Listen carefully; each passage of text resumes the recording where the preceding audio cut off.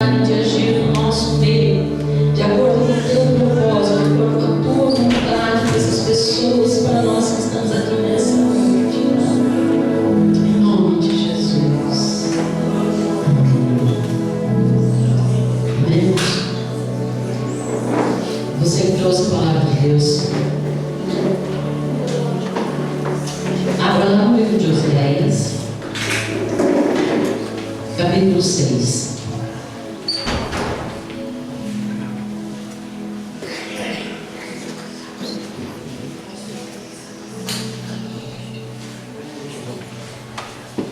Oséias, capítulo 6.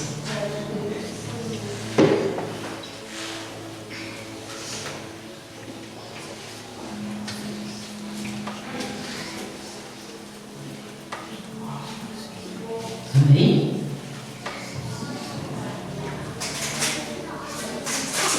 Oséias, capítulo 6, versículo 3. Só a primeira parte do versículo, só a parte A do versículo. Amém? Diz assim a palavra de Deus: conheçamos e prossigamos em conhecer ao Senhor. Vamos ler de novo. Algumas traduções um pouquinho diferente. Tem uma outra tradução que diz: conheçamos o Senhor, esforcemos-nos por conhecer.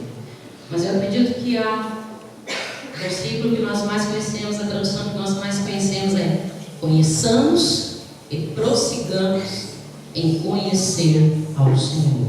Amém? Pode sentar-nos.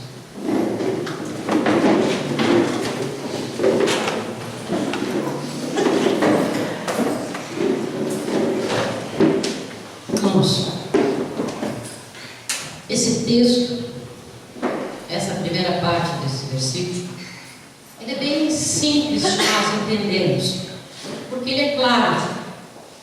Mas o fato, às vezes, de ser tão claro faz com que a gente não consiga perceber a profundidade daquilo que está sendo colocado na palavra. Oséias diz duas coisas: que nós temos que conhecer e nós temos que prosseguir. Irmãos, o que significa a palavra prosseguir? Qual o sinônimo que nós poderíamos dar para ela? Em frente, continuar. Exatamente. Avançar, progredir, ir em frente, continuar. Esses são sinônimos que nós podemos dar a essa palavra prossigamos. Então, quando Oséias fala conheçamos e prossigamos, ele quer dizer o quê? Que nós temos que conhecer o Senhor, mas não ficar só no conhecer. Nós temos que ir além, nós temos que progredir, nós temos que ir adiante, nós temos que avançar. Irmãos, nós temos visto, e esses dias eu estava ouvindo uma mensagem de uma pastora, e ela falou uma coisa, quando ela falou aquela frase, aquilo me chamou a atenção, e a hora que ela falou aquela frase me chamou a atenção, e imediatamente eu lembrei desse versículo. Porque ela disse o seguinte: que tem muitas pessoas que apenas se convertem, mas não seguem adiante, não prosseguem, não avança, não progride. Ela apenas conhece o Senhor, ela apenas se converte, ela chega diante de Deus, mas ela para ali, ela não ultrapassa o limiar, ela não vai adiante como Oséias fala, de prosseguir, de ir em frente, de ir adiante. É a mesma coisa, irmãos, que você ser convidado para um banquete e você ir até o banquete, mas você não comer, você não provar dos pratos que ali estão. Ontem nós tivemos a formatura dos casais. Pena que você não veio. Pena que você não veio, porque estava muito bom. Nós rimos, nós choramos, ouvimos uma palavra abençoada. Estava muito bom, pena que também. Depois que terminou, tinha um coquetel. Mas você já pensou que tinha só coisa que eu nem gosto? Coxinha, pastelzinho, sola, tá? Só coisa ruim. Aí termina, eu passo no meio das mesas, olho para a mesa e digo: nossa, que coxinha bonita, que pastelzinho bonito. Mas eu não falo, eu não experimento, eu não vou além do convite, eu fico só até na mesa, eu não vou adiante, eu não avanço. E sabe, irmãos, tem muitas pessoas que fazem a mesma coisa com Deus. Elas chegam até Deus, mas elas não usufruem de Deus. Elas não usufruem da presença de Deus. Então você diga assim: mas isso não é para todo mundo, é só algumas pessoas que conseguem ter isso e outras pessoas não foram chamadas para ter isso. Será que isso é verdade, irmãos? Será que quando você olha assim para uma pessoa que você percebe que ela vive para Deus, você diz assim: não, aquela pessoa ela é especial, Deus chamou ela com esse propósito, então é só ela que consegue ter esse nível de intimidade, de conhecimento de Deus? Será que Deus faz acepção de pessoas, irmãos? Não. Mas eu vou dizer uma coisa para vocês: Deus faz acepção de atitudes. Deus não faz, presta atenção, acepção de pessoas, mas Ele faz acepção de atitudes. Porque Ele chama todos para o banquete, mas só participa e só recebe a mais aquele que come, aquele que prossegue, aquele que vai adiante. Quando alguém se converte, irmãos, a palavra de Deus diz que o véu é retirado. Lá em 2 Coríntios capítulo 3, versículo 16 fala exatamente isso. Não precisa você abrir, só para quem está anotando aí. 2 Coríntios capítulo 3, versículo 16 diz que quando alguém se converte, o véu é retirado. O texto diz exatamente isso: o véu é retirado. Mas você diz assim: mas quando Jesus morreu, o véu já não se rasgou? Sim, o véu se rasgou para todo mundo. Mas só é retirado o véu para aquele que se converte, para aquele que vai adiante. Jesus morreu por todos os seres humanos, mas todos os seres humanos são salvos? Não. Por quê? Porque ele tem que tomar uma atitude. Ele não adianta só conhecer e saber que Jesus morreu por ele na cruz, se ele não aceitar isso e pedir para que o Senhor tire esse véu. Mas muitas pessoas chegam para o Senhor, se convertem e é tirado esse véu diante dele. Mas ninguém é obrigado a entrar dentro desse véu. Ou alguém é obrigado? Não. Nós não somos obrigados a dar este passo. Nós nos convertermos, isto é, eu estava indo para lá, quando eu conheci o Senhor, eu fui para cá. Mas eu estacionei, eu parei. Gente, eu conheço muita gente, mas muita gente mesmo, que são convertidas e ponto. Só chegaram até ali, só conheceram, mas não prosseguiram neste conhecimento do Senhor. Eu achei uma frase, irmãos, quando eu estava preparando, e eu achei interessante. Ela diz assim: o tamanho da experiência que viveremos dependerá da profundidade do nosso relacionamento com Deus. Repito, o tamanho da experiência que viveremos dependerá da profundidade do nosso relacionamento com Deus. Então não depende de Deus querer que eu ultrapasse esse limiar véu. Depende de mim. Depende da minha atitude. Depende da minha disposição de fazer isso. Vocês lembram, amados, quando lá no deserto Miriam e Arão chegaram para algumas pessoas e começaram a criticar Moisés? Vocês lembram que eles disseram: mas quem que Moisés está pensando que é? Ele acha que Deus só usa ele, que Deus não fala através de mais ninguém? O que Deus não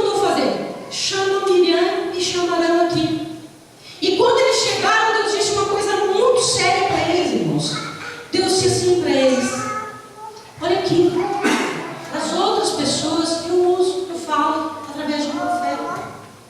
Moisés não faz isso. Moisés, eu falo, mas no texto, se você ler lá em Números, vai falar que Deus coloca um detalhezinho ali. Por que ele faz isso? Porque Moisés é fiel. Miriam e Arão podiam também falar com Deus face a face? Podiam. Mas Deus faz acepção de atitude. Quando eles viam Moisés lá conversando com Deus, em nenhum momento na Bíblia você vê eles dizendo assim: Moisés, podemos ir juntos? Podemos ir juntos lá naquela tenda que a glória do Senhor vem? Podemos ir juntos? Em nenhum momento na palavra você ouve eles falando isso. Aí eles vão reclamar: por que Deus trata Moisés de um jeito e nos trata de outra forma? Deus dá a resposta porque ele é fiel. Porque se eles quisessem, eles também receberiam da mesma forma aquilo que Deus dava para Moisés. Irmãos, eu tenho certeza que a maioria daqui já leu o livro, já conhece a história de Moisés. Você não fica boca aberta do relacionamento de Moisés com Deus? Gente, a profundidade do relacionamento daqueles dois é grande. Eu posso ter? Você pode ter? Pode. Moisés tinha alguma coisa que nós não temos? Talvez atitude, talvez o desejo. Porque Moisés, para chegar diante de Deus, ele tinha coragem, ele tinha ousadia, ele tinha disponibilidade, ele tinha abnegação, ele tinha renúncia. Nós temos isso, amados? Ou nós amamos mais o nosso comodismo, a nossa vida, as nossas coisas? Será que nós pensamos mais em nós do que em Deus? Será que aquilo que nos atinge tem mais força do que a presença de Deus na nossa vida? Esses dias eu falei aqui, irmãos, na reunião de oração na sexta-feira, quem estava aqui não viu o que eu disse, que nós estamos perdendo a consciência da presença de Deus. Nós estamos perdendo a consciência da presença de Deus, irmãos. Por quê? Porque nós não queremos abrir mão das nossas coisas. Quando a palavra de Deus diz: toma a sua cruz, o que mais que ele diz? Negue-se a si mesmo e depois venha. Não é essa a sequência que o Senhor diz? Ou ele diz: tenha todas as tuas vontades, realize todos os teus sonhos, não sofra nada, depois você me segue. Não, ele diz: negue-se a si mesmo. Irmãos, a coisa mais difícil de nós fazermos é abrir mão de nós, dos nossos desejos, dos nossos anseios, porque nós olhamos para nós olhamos para as nossas dores, nós olhamos para as nossas dificuldades, nós olhamos para aquilo que nos abala, mas nós só olhamos tanto para nós porque não olhamos para Deus. Porque se nós olhássemos para Deus, irmãos, nós faríamos exatamente como Paulo fez quando foi amarrado lá naquela prisão, depois de ser chicoteado. Eles estavam amarrados. O que eles faziam, irmãos? Eles cantaram. Porque mais importante na vida deles era Deus do que a dor que eles estavam sentindo, irmãos. Isso é prosseguir. Isso é continuar. Não é só conhecer: eu conheço Deus, opa, que bom. Nossa, já conquistei tudo na minha vida. Irmãos, a salvação é uma conquista, sim, mas não é mais importante. Você sabe o que Deus deu para nós lá naquela cruz? Ele não deu só o Filho dele, ele se deu. Ele abriu para que eu e você pudéssemos entrar, para que eu e você pudéssemos estar com ele, irmãos. Sabe, eu li uma frase que eu achei interessante. Nós sabemos o que significa adoração, mas não sabemos o que significa ser adorador. Nós sabemos o que significa adoração, mas não sabemos o que significa ser adorador. Eu acho que por isso que Jesus disse lá para aquela samaritana: o que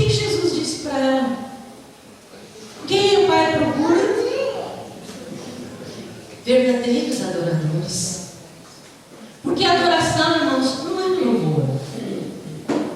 Adoração não são as canções. Adoração é Deus em primeiro lugar na nossa vida. Adoração é olharmos para Ele acima de qualquer coisa. Quer Ele nos dê, quer Ele nos tire. Quer Ele explique, quer Ele não explique. Quer esteja doendo, quer não esteja doendo, irmãos. Porque quando nós olhamos para Ele, as outras coisas perdem a graça. As outras coisas perdem a força. Você sabe por que esse problema está tão forte na tua vida? Porque você está olhando mais para Ele do que para o Senhor. Você está olhando mais para Ele, você está dando uma importância exagerada a Ele que não temos. Porque se você já entregou a tua vida nas mãos dEle, no momento certo, na hora certa, Ele vai agir. E se Ele não agir, irmãos, se você morrer por causa da doença, se você perder essa luta, glória a Deus da mesma forma. Isso é ser um verdadeiro adorador. Um verdadeiro adorador não condiciona a sua adoração a uma resposta positiva de Deus. Isso é para gente fraca. Isso é para gente que chegou no véu, mas não passa. Só chega ali, mas não passa. E Deus tem, gente, Deus tem tanta coisa para nos dar além do véu, mas nós não entramos. Nós cantamos aquela canção. Quem já pisou no Santo dos Santos, em outro lugar não consegue viver. Se você está vivendo em outro lugar, então porque você ainda não pisou no Santo dos Santos. É porque você ainda não entrou lá. Porque se você entrar lá, não tem como, irmãos. Quem entra no Santo dos Santos não volta atrás.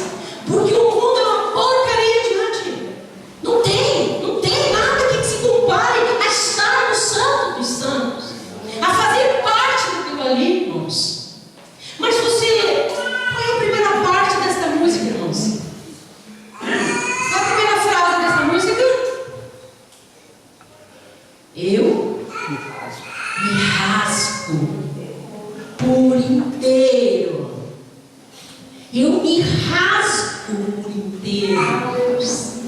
O que é se rasgar por inteiro? Senhor, tira aqui, tira ali, tira lá, Senhor. Vai tirando, Senhor. Porque eu não quero que isso aqui me atrapalha. Essa pessoa atrapalha de chegar diante do Senhor. Não é meu marido, não é minha esposa, não são meus filhos. Então tá, tem que falar. Não tem importância na minha vida.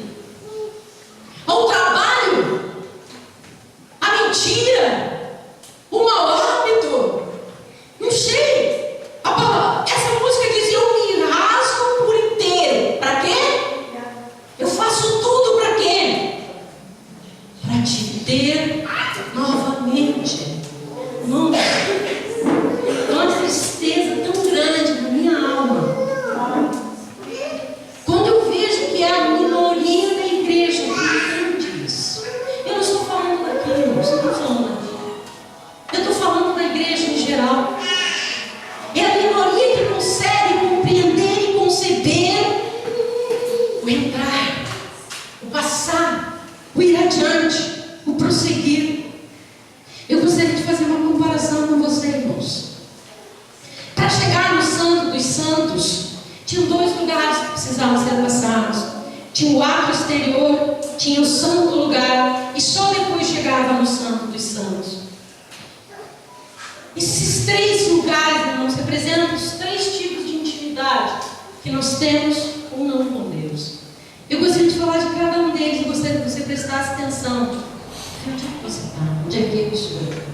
Primeiro, no ato exterior, representa os curiosos, os simpatizantes. É aquele que sabe, é aquele que já ouviu falar. Mas quando fala em renúncia, quando fala em santidade, aí não dá. É aquela pessoa que prefere a mediocridade. Não, eu sei. Eu sei que Deus pode, eu sei que Deus faz, mas deixa eu ficar mais velho um pouco. Deixa eu ficar mais velho um pouco. Deixa eu aprontar o tanto que eu quiser aqui no mundo, depois eu vou. Irmãos, isso é mediocridade. Essas pessoas muitas vezes não querem.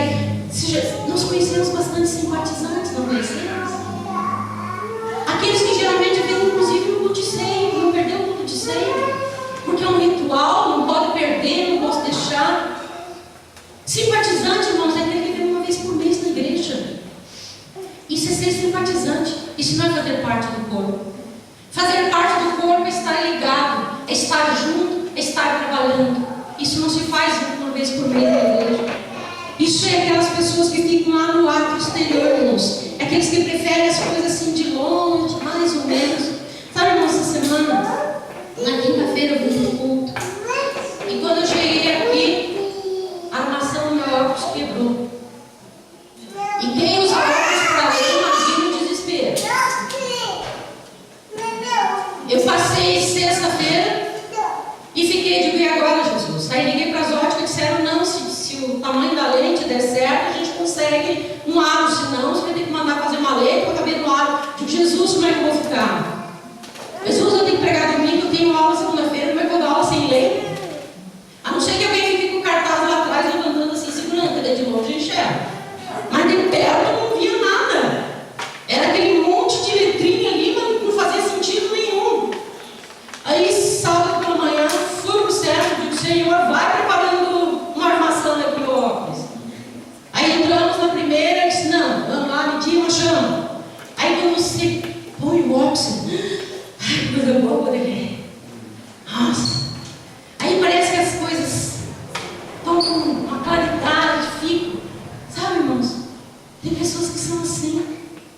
Tem pessoas que estão no meio de cuidado, não enxergam nada, não veem nada e acham que está bom. E acham que está bom. Esses são aqueles que estão lá no ato exterior. Sabe, irmãos, às vezes até estamos religiosos. Até canto, ó, jejum. Mas virou rotina. Virou rotina. Quando nós começamos, o Ricardo falou da presença de Deus neste lugar. Ah, mas não precisa levantar a mão e responder para você. Quantos realmente tiveram consciência da presença de Deus neste lugar? De verdade. Você realmente teve consciência? Ou só falamos? Ou só dizemos aquelas palavras que nós cantamos, só falamos? Isso é rotina, irmãos. A pessoa chega na igreja e não tem mais temor. Por estar na casa de Deus, por estar na presença de Deus. Irmãos, você prestou atenção no que eu falei?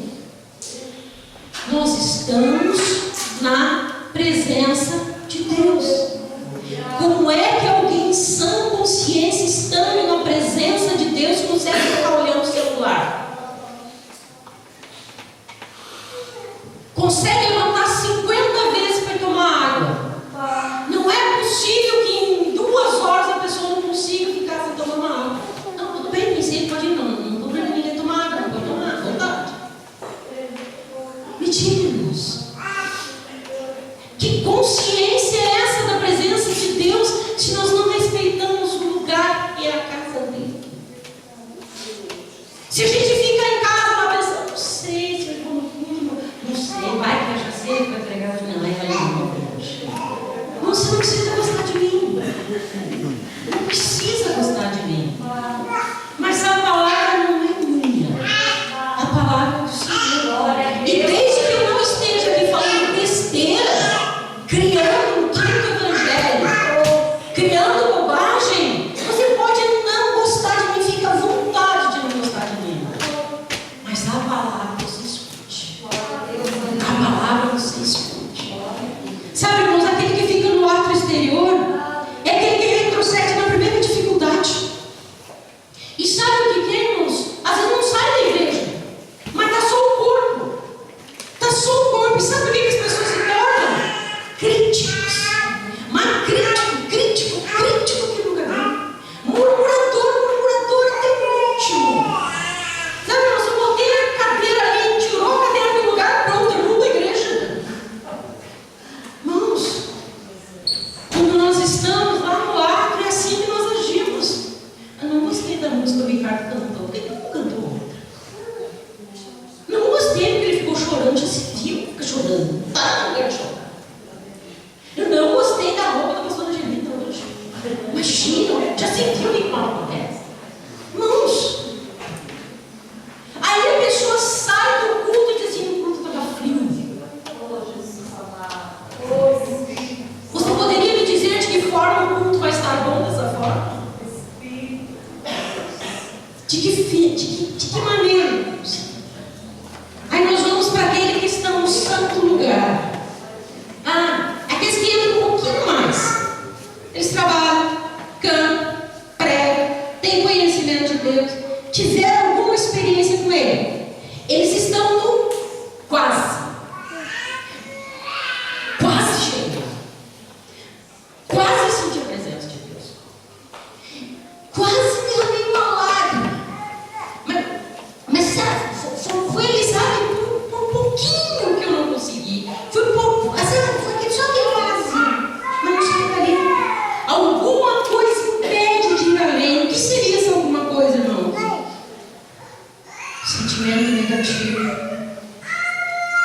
falta de perdão, o conserto em alguma área da vida, decisões que precisam ser tomadas e que são adiadas, e que são adiadas, e que são adiadas, e que são adiadas. Sabe, irmãos, essas pessoas são que nem Jó. Jó conhecia Deus. Ele cumpria com todos os rituais, ele não cumpria. Ele fazia tudo direitinho. Mas lá no final, qual foi a exclamação de Jó? Qual foi a afirmação de Jó? Antes eu conhecia. Só de ouvir falar, irmãos. Eu até ofereço meu sacrifício. Eu até faço tudo direitinho. Mas só fica ali. Não passa dali. Não vai adiante. Até uma boa pessoa, mas não vai adiante. Está perdendo. Está perdendo. Porque a pessoa diz assim: não, eu vou ter experiência quando estiver lá no céu. Não, irmãos.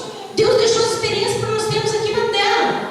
Eu não estou falando de experiência, irmãos, de orar, de chorar, de pular, de falar. Eu não estou falando nisso, irmãos. Eu estou falando de vida, de dia a dia, de cotidiano, de estar na presença dEle, de ser o teu primeiro pensamento, de ser o teu último pensamento, de querer agradar Ele acima de qualquer circunstância, em qualquer situação, de se manter firme como verdadeiro cristão, por mais que a situação te faça pecar, te faça errar, mas você se manter firme, não porque você tem medo que o pastor descubra, mas porque você vai desapontar Deus, porque você vai ofender Deus com o pecado. A pessoa está ali no santo, está quase, mas ainda não foi. E aí, irmãos, tem aquela pessoa que consegue chegar no santo dos santos, lugar de maior intimidade. Sabe quem chega neste lugar, irmãos? Pessoas que não se acomodam. Eu gostaria de fazer uma pergunta para você. O que você sabe de Deus? O que você sabe de Deus? Pessoas que não se incomodam. Pessoas que dizem: hoje eu tive uma experiência com Deus, amanhã eu quero uma melhor. Depois da manhã eu quero uma melhor. Depois da outra manhã eu quero uma melhor. Pessoas que têm sede e fome de Deus. Irmãos, responda para você mesmo. Você tem fome de Deus? Você tem sede de Deus? O querer Deus te agonia, te angustia, mexe com você a ponto de você dizer: não vou ficar aqui parado, eu preciso de Deus. Ou você passa a semana inteira tão tranquilo. Irmãos, você sabe que o amor por Deus na nossa vida tem que doer? Você sabia que o amor que nós temos que ter por Deus tem que doer? Você diz: mas de que jeito doer? Doer porque você se angustia, porque você se agonia, porque você fica desesperado pela presença dEle, porque quando você peca, você faz que nem Davi, se joga lá no chão, vira sua pele e osso. Isso é ter dor por amar a Deus acima de qualquer coisa, irmãos. É pessoas que não querem ficar no natural. Irmãos, você entra, senta, participa e vai embora. Aí eu faço uma pergunta para você: e daí? O que isso te trouxe? Se você veio, sentou, participou e foi embora, e nada, é a mesma coisa você estar em qualquer outro lugar, é a mesma coisa que estar assistindo um jogo de futebol. É a mesma coisa que você está escutando uma palestra, irmãos. É a mesma coisa, porque daí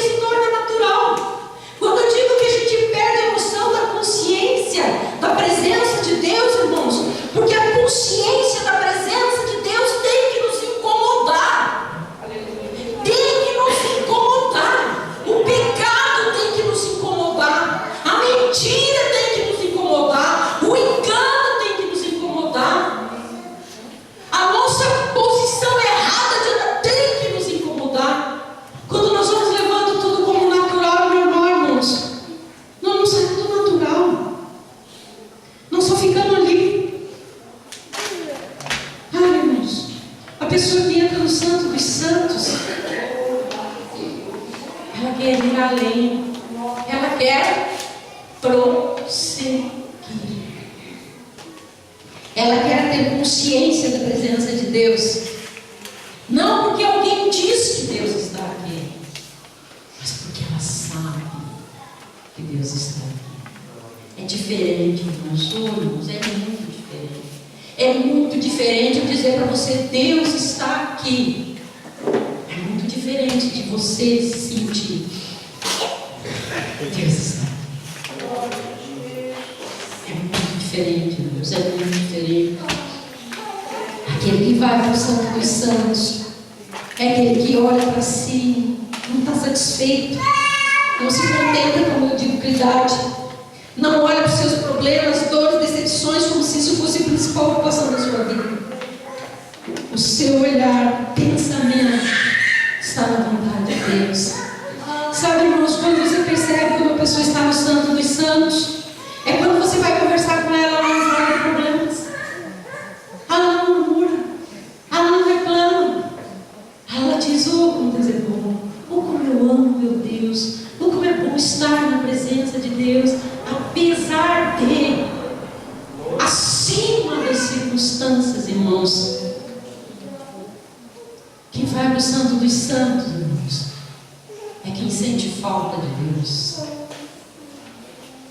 é quem sente falta da consciência da presença de Deus.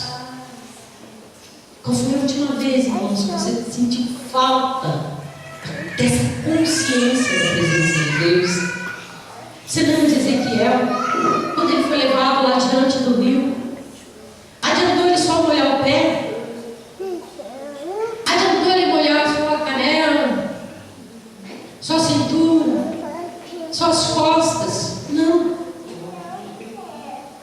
Ele só se contentou quando ele nadou, quando ele mergulhou. Irmãos, quem já pisou o Santo dos Santos em outro lugar não sabe viver. Talvez o que impeça muitas pessoas de entrar no Santo dos Santos seja o medo do compromisso, da entrega, o medo de saber que ela não vai poder passar mais o dia dela de qualquer jeito, de qualquer forma, passar a semana dela de qualquer jeito, de qualquer forma, continuar tratando as pessoas do mesmo jeito, da mesma forma. Quem sabe as pessoas têm medo de ir para o Santo dos Santos porque existe um compromisso a mais. Eu estava conversando com a Tila ontem à noite.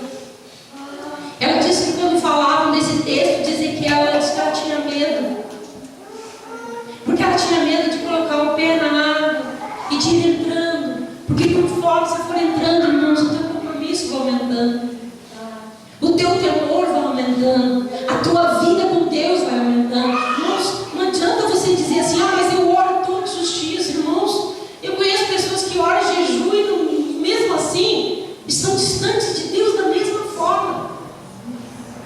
Estão distantes de Deus da mesma forma. Nós precisamos querer estar na presença de Deus. Nós precisamos entrar além do véu. Mas entrar e dizer: Senhor, o que o Senhor tem para mim? O que o Senhor tem para mim? Eu quero.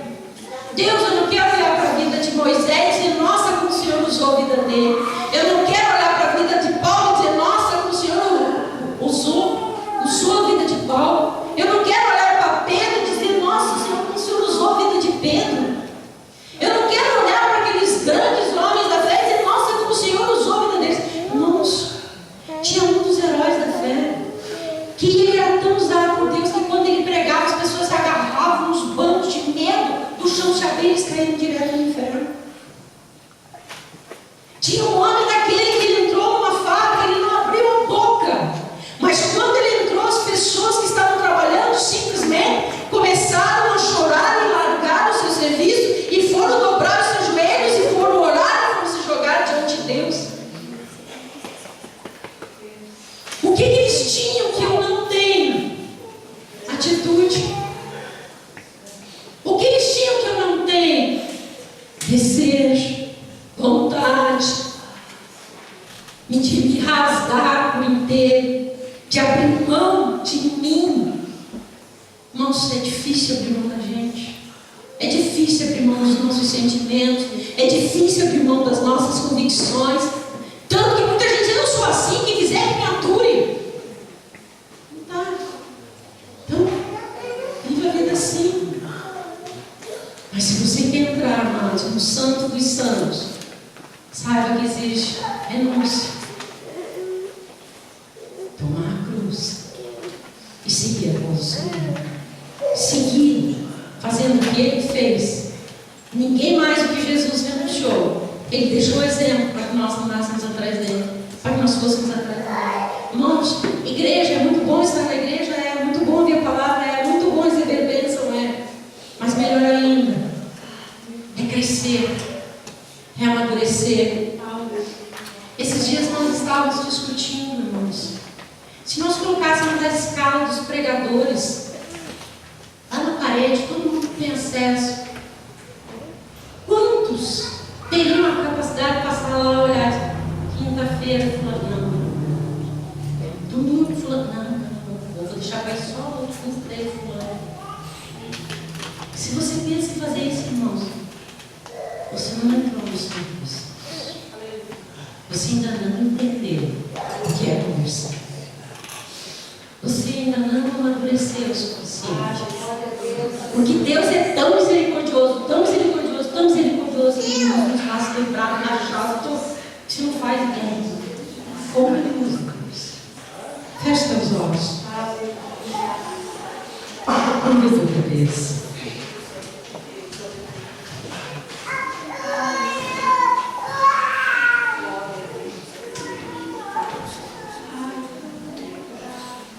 Feche seus olhos.